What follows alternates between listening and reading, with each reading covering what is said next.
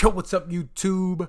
And welcome back to the new Comic Book Day pickups and review video by the Comic Jabroni. Today, we're going to be going over independent titles that I picked up on Wednesday. Plus, I got a speculation tip for you, so you're going to want to stay tuned.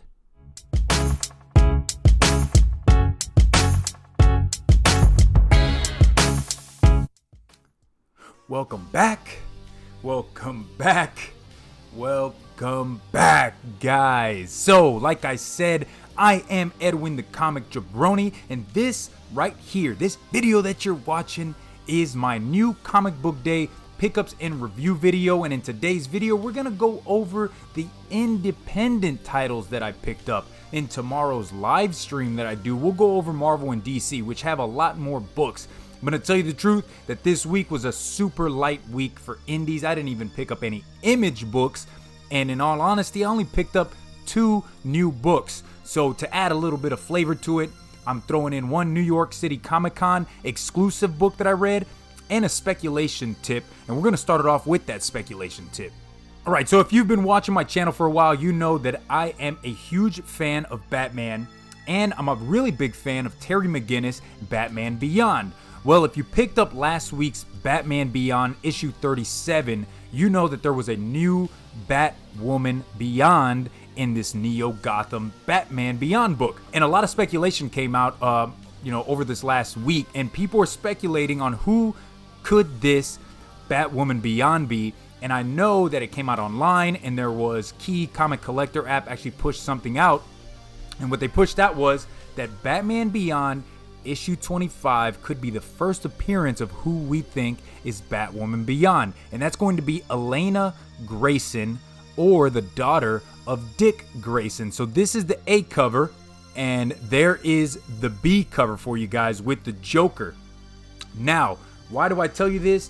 Because right now is the perfect opportunity for you to go out there to your local comic shops and pick these up for cheap. This is the first appearance of what could be a major character. We know that Marvel and DC are trending more towards putting strong female characters into their lead roles and into, being superheroes or superheroines.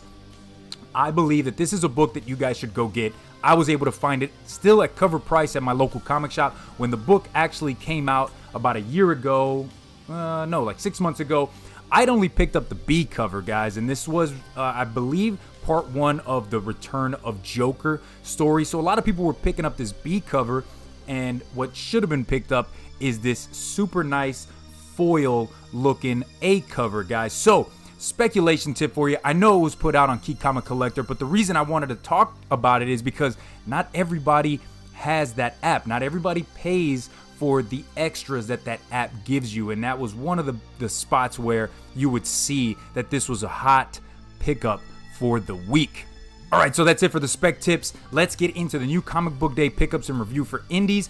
As you guys know, I use a website called comicbookroundup.com to show you scores in one of these corners. It's usually here or here, and those scores are going to be a critic review score and a user review score. I just added in kind of to help you guys out. You should definitely go check out comicbookroundup.com. But let's get into the first book. All right, so the first book from Ablaze Comics is going to be Vampire State Building, issue number 2. And I grabbed this super sweet King Kong homage variant cover for it. I really like this cover with the vampire on top of the Empire State Building. The writers are Ainge and Patrick Renault, and the interior artwork is done by Charlie Adler. Charlie Adler is the same person that drew The Walking Dead for the very longest time, guys. So when you actually read this book, you're gonna get a real big sense, maybe you're reading The Walking Dead, because the artwork looks exactly the same. Some of the characters you might actually think are from The Walking Dead. Now, what can I say about Vampire State Building? It is an interesting concept to have the Empire State Building locked down with these vampires inside, killing everybody, right? And you think they're killing, but what they're actually doing is rounding up all of the humans and taking them to their leader. you find out in this issue what these vampires really are. And they're not actual vampires, but they are this, old Native American group that actually, when they were around thousands of years ago, ate or drank the blood of their enemies, and they were called vampires. One of their, also known as, vampires. I like it. I like this story. I think it's only going to be a 4 or 5 issue, so I'm going to go ahead and pick them all up. Usually with these mini series that Independence put out, I'll pick up the first one, see if I like it, and then go grab the trade paperback. But with this, I really want to read what's going on, because you get the biggest sense when you're reading this book that it's like the movie Die Hard with Walking Dead kind of added into it, but without, no zombies. You got vampires, man, and it's an incredible read. This one, in my opinion, was even better than the first issue because you get a ton of backstory and a lot of action, guys. I highly recommend Vampire State Building.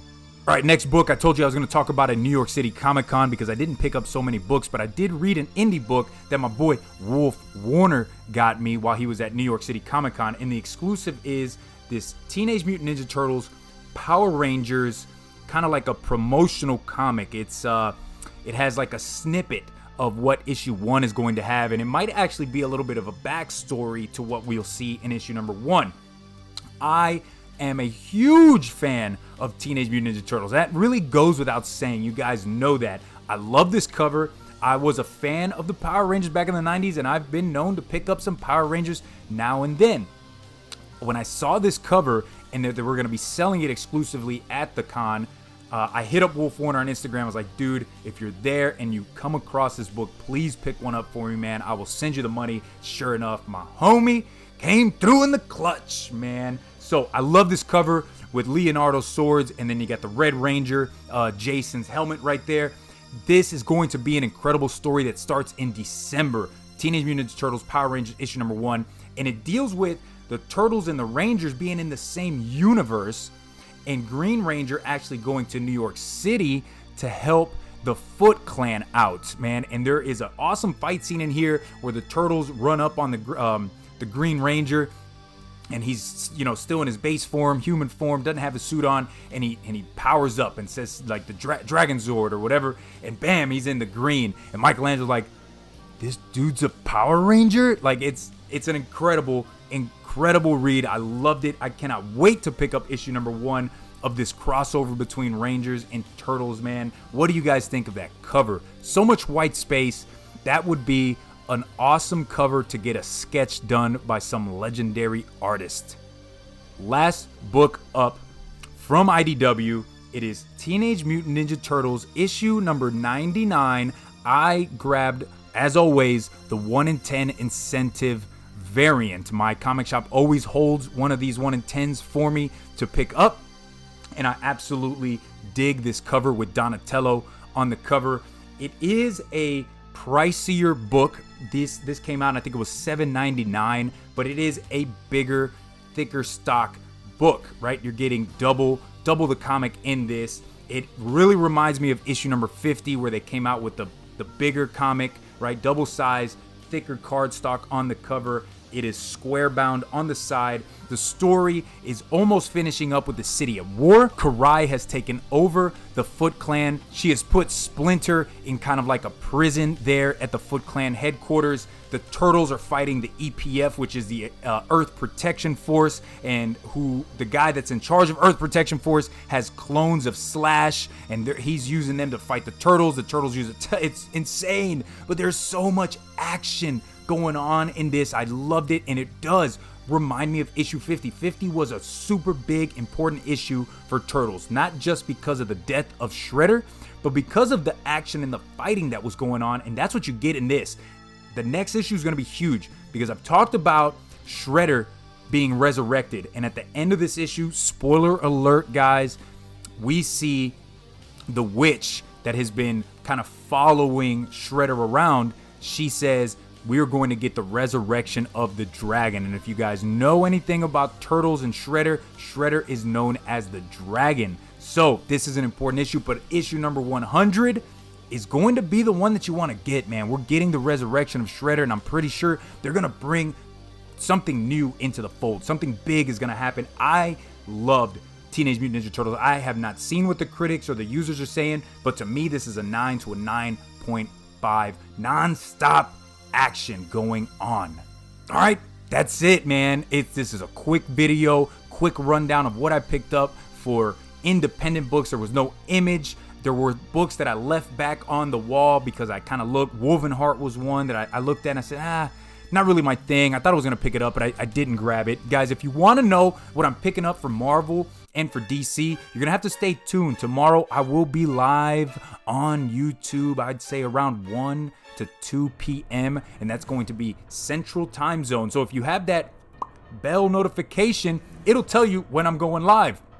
For those of you that are brand new to my channel, think about hitting that subscribe button and joining the hashtag Comic Jabroni Nation. Guys, thank you so much to everybody that watches my channel. I'm super appreciative of all the brand new subscribers that I've gotten. Anybody that watches my channel, anybody that likes, dislikes, comments down below. Hey, it helps me grow as a comic YouTuber, guys. I'm trying to venture out and do more things for y'all and push out better content. So, guys, I'm Edwin the Comic Jabroni. Thanks for watching. Stay tuned. Tomorrow we will be live. But until next time, take it easy. Peace.